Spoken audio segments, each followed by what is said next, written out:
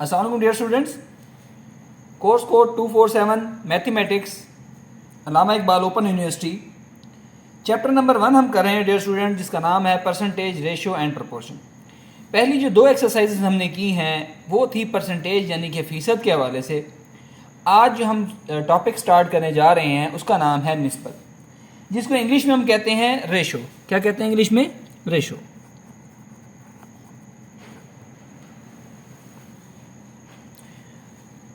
तो dear students, आज मैं आपको इसका तारुफ कराता हूँ। देखिए, निस्बत के हवाले से आप पिछली क्लासों में पढ़ के आए हैं कि जैसे हम कहते थे कि निस्बत कैसे है, या जिसको तनासुब के बाद में उसकी एक और शक्ल आएगी, वो हम बाद में डिस्कस करेंगे। हमारी रोज़मर्रा ज़िंदगी के अंदर ना हमें कई चीज़ों में मुवाजना करना पड़ता है।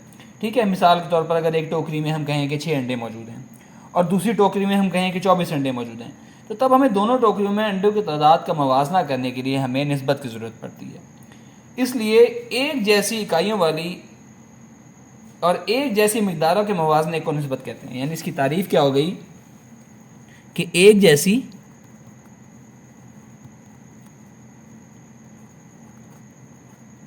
इकाइयों वाली और एक जैसी मिकदारों के मुवाजने को निस्बत कहते हैं। ठीक है। अच्छा, निस्बत को ज़ाहिर कैसे करते हैं? इस निशान से निस्बत को ज़ाहिर किया जाता है। ठीक है, ये है निस्बत की अलामत या निस्बत का निशान। अच्छा, अब हम बताते हैं, बात करते हैं उससे नेक्स्ट टॉपिक के ऊपर। वो क्या है? निस्बत बतौर ताल्लुक़। अब निस्बत बतौर ताल्लुक़ क्या होता है कि मतलब हमने दो चीज़ें हमारे पास दी हुई हैं या दो से ज़्यादा चीज़ें दी हुई हैं, हमने उनका आपस में ताल्लुक़ निकालना है। मैं मिसाल के तौर पे फ़र्ज़ करता हूँ कि मेरे पास 6 गेंदे हैं, उसमें से जो है 6 गेंदों में से 2 गेंदे सुर्ख हैं। तो अगर मैं आपसे कहूँ कि मेरे पास सुर्ख गेंदों की कसर निकालें या सुर्ख गेंदों की निस्बत निकालें जो कुल गेंदों से, तो वो क्या आ जाएगी? 2:6। यानी कि मेरे पास सुर्ख गेंदें 2 थी, टोटल कितनी थी? 6। तो इनकी निस्बत क्या बन गई? 2:6। ठीक है। निस्बत के लिए जैसे मैंने आपको बताया कि इस तरीके से ज़ाहिर करते हैं कि एक अमाउंट और निस्बत का निशान और दूसरी अमाउंट, ये इस तरह आ जाएगा। इसी तरह अगर मैं कहूँ कि मेरे पास 2 सुर्ख गेंदे और 4 नीली गेंदे हैं, तो नीली और सुर्ख गेंदों में क्या निस्बत होगी? तो वो हमारे पास आ जाएगी 2:4। यानी कि 2 हमारे पास सुर्ख गेंदे हैं, 4 हमारे पास नीली गेंदे हैं, तो ये इनकी आपस में निस्बत आ गई है।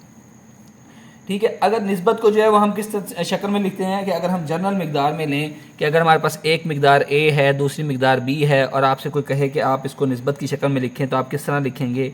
आप उसको लिखेंगे ए निस्बत बी। ठीक है, ए निस्बत बी लिखेंगे। और अगर इसको कसर की शक्ल में लिखें, कसर की शक्ल में कैसे लिखा जाता है? उसको लिखा जाता है ए बटा बी की शक्ल में जो है वो लिखा जाता है। ठीक हो गया डियर स्टूडेंट्स? चलें, अब हम अगली बात पर आते हैं कि निस्बत की आसान तरीन शक्ल के ऊपर आ जाते हैं। ठीक है, निस्बत की आसान तरीन शक्ल। लेकिन निस्बत की आसान तरीन शक्ल के हवाले से मैं आपको एक बात चीज़ यहाँ पर सीरीज बताता जाऊँ, वो ये है कि अगर ए और बी कोई से दो आदाद हों और उनके दरमियान कोई मुश्तरक जुज़ ना हो, तो हम कहेंगे कि ए और बी जो है वो आसान तरीन शक्ल के अंदर मौजूद हैं। कि ए और बी में अगर हमारे पास आसान तरीन शक्ल में हो, यानी इनका कोई मुश्तरक जुज़ ना हो, तो ये आसान तरीन शक्ल होती है।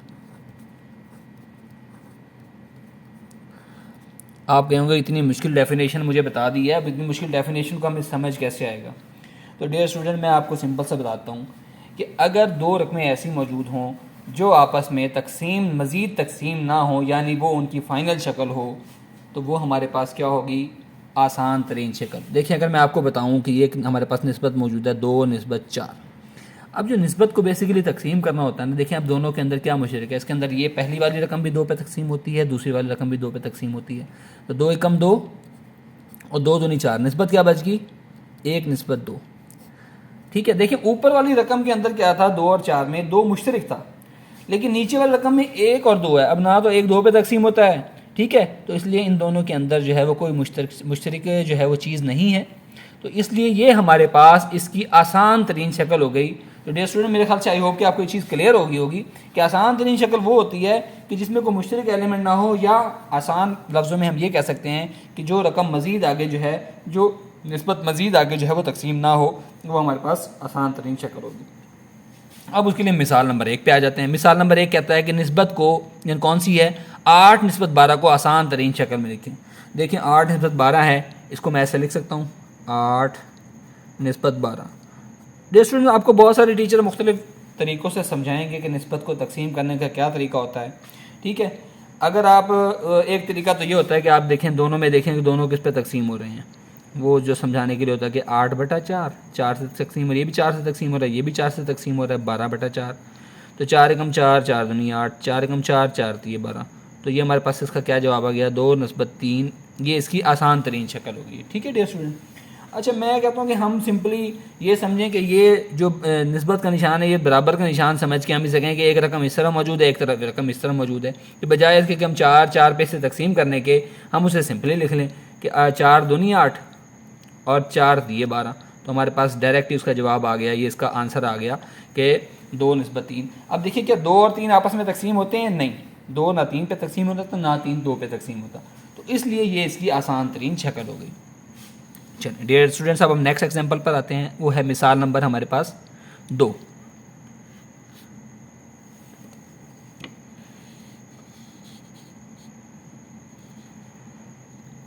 जी, तो वो क्या है कि 24 और 12 को आसान तरीन शक्ल में लिखें। बहुत ही आसान सी बात है। पहले आप लिखें 24 निस्बत 12। तो ये आपके पास क्या बन जाएगा, देखिए 12 एकम 12 और 12 दूना 24 होता है। तो क्या जवाब बन गया, 2 निस्बत 1।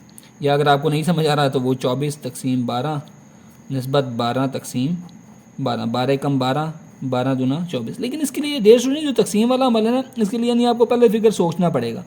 चलें, अगर आपको फॉर एग्जाम्पल एक चीज़ नहीं समझ आती तो मैं आपको एक और आसान तरीका बता देता हूँ कि कोई बड़ी रकम आ गई, आप कहते हैं वो कैसे, अगर हमें बड़ा नहीं आ रहा फिगर तो हम उसको कैसे हल करें। ये भी तो सवाल हो सकता है ना कि बाज़ लोगों को पहाड़े भी सही याद नहीं होते, तो हम उसको आसान तरीके से देख सकते हैं। हम इसे सबसे छोटे फिगर से तकसीम करते हैं, 2 तिया 6, 2 छिके 12, और ये क्या होगा, 2 एकम 2 और 2 दूनी 4। फिर देखें 2 पे जाता है, 2 तिया 6 और 2 छिके 12। फिर देखें 3 पे जाता है, 3 एकम 3, 3 दूनी 6। तो क्या देखें, हमारे पास निस्बत का वही आंसर आ गया, 2 निस्बत 1। तो डियर स्टूडेंट्स, आप किसी भी तरीके से हल कर लें, आपका जवाब दुरुस्त होना चाहिए, तो आपका सवाल गलत नहीं होगा। इसलिए मैंने इसकी 3 एक्सप्लेनेशन आपके सामने कर दी हैं कि अगर आपको बड़े पहाड़े नहीं आते, इस तरह 12 का है, 13 का है, इससे आगे हम जैसे मज़ीद और आगे जाएंगे तो बड़े बड़े पहाड़े आएंगे, तो उसमें आपने क्या करना है कि आप उसे छोटे फिगर से भी तकसीम करने, तो आपके जवाब को किसी ने गलत नहीं कहना। अच्छा, मैं अब आपको यहाँ पर एक चीज़ बताता जाऊँ। एंटीसीडेंट और कॉन्सिक्वेंट 2 चीज़ें होती हैं। एंटीसीडेंट क्या होता है, देखिए अगर हमारे पास कोई 2 रकमें हैं, ए निस्बत बी, ए निस्बत बी, तो इसमें जो पहले वाला होता है, ये फर्स्ट, ये होता है एंटीसीडेंट। और ये जो क्या होता है, बी जो है, यानी कि ये बी है और ये हमारे पास ए है, ये एंटीसीडेंट है। और बी जो बाद वाला होता है, और पहले वाला एंटीसीडेंट हो गया और बाद वाला जो है वो कॉन्सिक्वेंट हो गया। चलो डियर स्टूडेंट्स, अब आप मुझे बताएं कि अगर 2 निस्बत 5 हो तो इसमें एंटीसीडेंट कौन सा है और कॉन्सिक्वेंट कौन सा है। आई होप कि आपको पता लग गया होगा कि ये एंटीसीडेंट है और ये हमारे पास जो है वो कॉन्सिक्वेंट है।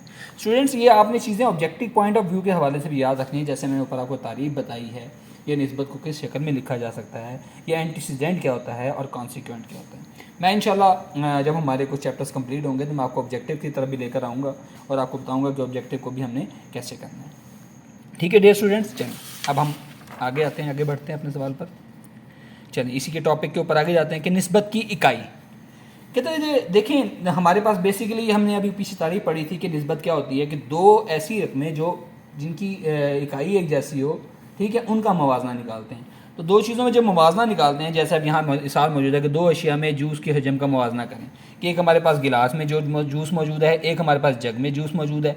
हमने क्या कहा कि गिलास में जूस है 200 ml, जग में जूस है 1500 ml। तो हमारे पास इनकी निस्बत निकालें तो अब क्या होता है, सबसे पहले तो ये यूनिट इस यूनिट से कैंसिल हो जाता है, 1 0 इस 0 से कट गई, ये 0 इस 0 से कट गई, ठीक है, ये इससे कट गई। तो क्या बच गया, 2/15। तो उसको लिख सकते हैं 2 निस्बत 15 की शक्ल में हमने इसको लिख दिया। अब क्योंकि दोनों यूनिट एक दूसरे से कट गई हैं ऊपर नीचे, तो इसलिए हमारे पास निस्बत की कोई इकाई नहीं होती, यानी निस्बत की कोई इकाई नहीं है। निस्बत की कोई इकाई ना है। ठीक हो गया। चलें अब हम आ जाते हैं नेक्स्ट अगली बात के ऊपर कि निस्बत का ऑर्डर क्या होता है। निस्बत के ऑर्डर के हवाले से मैं आपको बताता जाऊँ डियर स्टूडेंट्स कि उसकी ऑर्डर क्या है। देखिए निस्बत जो है ना, यानी मैं आपको बताता जाऊँ सादा अल्फाज में समझ लीजिए ज़रा कि अगर आपके पास एक रकम लिखी हुई है 2:1, आपके पास एक रकम लिखी हुई है 2:1, तो ये अगर आप इसको कहें कि ये 1:2 के बराबर है या नहीं है? नहीं है। 2:1 कभी भी 1:2 के बराबर नहीं होती। इसलिए निस्बत का ऑर्डर हमेशा सेम रखना है, आपने उसको चेंज नहीं करना। अगर आप निस्बत के ऑर्डर को चेंज करेंगे तो आपका जवाब गलत हो जाएगा। कैसे? अब देखिए मैंने आपको बताया था कि निस्बत को हमने लिखने का तरीका था कि अगर निस्बत में लिखी हुई है कोई चीज़ A/B तो हम उसको लिख सकते हैं A/B। ठीक है, इसी को यहाँ पर अप्लाई करें। 2:1 का क्या मतलब है? 2/1। और 1:2 का क्या मतलब है? 1 ऊपर और 2 नीचे। क्या 2/1/2 आपस में बराबर होते हैं? नहीं होते। इसलिए हमने कहा कि 2/1 बराबर नहीं है 1/2 के, तो ये हमारे पास हो गया निस्बत का ऑर्डर। अच्छा, फिर उससे अगली बात आ रही है कि निस्बत में एक अदद को बढ़ाया या कम किया जाए। कहते हैं निस्बत में हम किसी अदद को बढ़ाकर या कम करके जो है उनकी तादाद की निस्बत जो है वो मालूम कर सकते हैं। ये हमारे लिए ईजी है। मैं अगर आपको इसको वैसे एक्सप्लेन करूँगा तो ये बड़ा लंबा टॉपिक हो जाएगा, तो हम अपने टॉपिक के साथ अटैच रहते हैं और उसी को लेकर आगे चलते हैं डियर स्टूडेंट्स। ठीक है, ताकि हम ज़्यादा डिटेल में ना जाएं और अपना सिलेबस भी हम कवर करते हैं। अच्छा, तो डियर स्टूडेंट्स मैं आपको बताता चलूँ। देखिए इसमें हम एग्जाम्पल नंबर 1 पे आ रहे हैं। वो कहता है कि एक तालिब इल्म 70 रुपये रोज़ाना खर्च करता है, लेकिन इतवार को वो सिर्फ 20 रुपये खर्च करता है। तो आप ये बताएं इतवार और हर रोज़ खर्च किए गए रुपयों में तादाद निस्बत में उनकी मालूम करें, तादाद में निस्बत मालूम करें। यानी कोई तालिब इल्म है, कोई फ़र्ज़ किया कि साजिद है, वो 70 रुपये खर्च करता है रोज़ाना, लेकिन जब वो इतवार को का जाता है तो इतवार को 20 रुपये खर्च करता है। तो इन दोनों की निस्बत निकालनी है। तो हमारे पास मतलूबा निस्बत क्या आएगी? 20 में और 70 में हमने निस्बत निकालनी है। 20:70। अच्छा, मैंने तो आपको बताया कि लोग क्या करते हैं, जैसे आप इसको भी 10 से तकसीम कर दें, इसको भी 10 से तकसीम कर दें। मैं कहता हूँ कि आप इसको सिंपली लें। देखें ये 0 इस साइड भी मौजूद, ये 0 इस साइड भी मौजूद, आप इसको काट दें तो जवाब क्या आ गया हमारे पास? 2:7।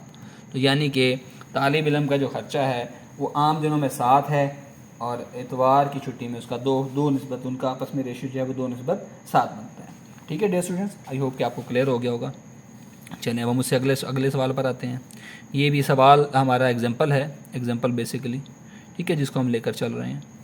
अच्छा, वो कहता है एग्जाम्पल नंबर जो 2 है इसी टॉपिक की निस्बत की, वो क्या कहती है? वो कहती है कि 5/4 की निस्बत में 40 कुतब का इजाफा किया जाए तो इजाफा की गई कुतब की तादाद क्या होगी? कहते हैं 5/4 की निस्बत में 40 कुतब का इजाफा किया जाए तो इजाफा की गई कुतब की तादाद क्या होगी? ठीक है, बड़ा आसान सा सवाल है। उसने कहा इजाफा की गई कुतब की तादाद उसने खुद बता दी है, वो है हमारे पास 40। वो हम यहाँ लिख देंगे, इजाफा की गई कुतब की तादाद 40 होगी। अब उसने हमें दी गई निस्बत भी दी हुई है, वो कितनी है? 5:4। ये डियर स्टूडेंट यहाँ पर आपको नजर आ रहा है कि 5:4 उसका रेशो है। तो 5/4 को मैंने आपको बताया ना, बटा में अगर लिखना हो तो हम कैसे लिखते हैं? 5/4। अब हमने मालूम करना है कि कुतब की तादाद में इजाफा कितना हुआ है। तो हम क्या करेंगे? 40 ज़रबे 5/4। 4 एकम 4 होता है, यस, और ये 0 7 है इसकी, तो ये क्या बच गया? 10 ज़रबे 5। तो कुतब में कितना इजाफा हुआ? बस कुतब की तादाद में इजाफा बराबर है 50। ये हमारा इसका आंसर हो गया। चलो डियर स्टूडेंट्स, हम अब आगे मज़ीद बढ़ते हैं, अपनी एग्जाम्पल नंबर 3 की तरफ जाते हैं। ठीक है, एग्जाम्पल नंबर 3 हमें क्या कहती है? एग्जाम्पल नंबर 3 कहता है किसी निस्बत में 60 मुरब्बा मीटर, किस निस्बत में 60 मुरब्बा मीटर को 24 मुरब्बा मीटर कम किया जा सकता है। यानी वो पूछ रहा है कि 60 मुरब्बा मीटर हमारे पास एक जगह है या कोई चीज़ मौजूद है मुरब्बा मीटर, उसको अगर हमें 24 मुरब्बा मीटर कम करना हो तो उनकी आपस में निस्बत क्या बनेगी? अब मतलूबा निस्बत हमें निकालने के लिए देखें, हमारे पास जो नई मिकदार हमें चाहिए, हम क्या कह रहे हैं कि 60 मुरब्बे में से क्या निकालना है? 24 मुरब्बा मीटर निकालना है। हमारे पास नई मिकदार है 24 मुरब्बा मीटर, पुरानी मिकदार हमारे पास क्या है? 60 मुरब्बा मीटर। तो या तो आप उसको बटा कर लें, ये भी एक आसान तरीका होता है कि आप 24/60 लिख लें इसको। ठीक है, 24/60। अब देखें कुछ आता है, यस मुझे तो एक पहाड़ा आता है, 12 दूना 24, 12 पंजे 60, तो क्या आंसर आ गया 2/5। तो अगर मैं इस आंसर को 2/5 को लिख सकता हूँ 2/5। यस देखिए स्टूडेंट्स, अगर मैं a निस्बत b को लिख सकता हूँ a/b, तो a/b को भी तो मैं a/b लिख सकता हूँ, इसलिए मेरा आंसर जो है वो ये आ गया। ठीक हो गया स्टूडेंट। यानी अब आपको निस्बत के मैंने हल करने के 2-3 तरीके बता दिए, जो तरीका आपको अच्छा लगे। जैसे अगर मैंने कहा था 24/60 में हम निकाल रहे हैं, तो आप बटा करके निकाल लें। अगर आप दोनों को इधर ही रहने देते हैं, आप 12 दूना 24, 12 पंजे 60, फिर आपका डायरेक्ट निस्बत वाला आंसर आ जाएगा। जैसे आपको ईजी लगता है स्टूडेंट्स वैसे आप करें, ताकि आपका, लेकिन इसकी प्रैक्टिस कीजिएगा। तो ये आज का हमारा लेक्चर ख़त्म होता है। कल इंशाल्लाह हम इसकी एक्सरसाइज स्टार्ट करेंगे, एक्सरसाइज 1.3। अल्लाह हाफिज़।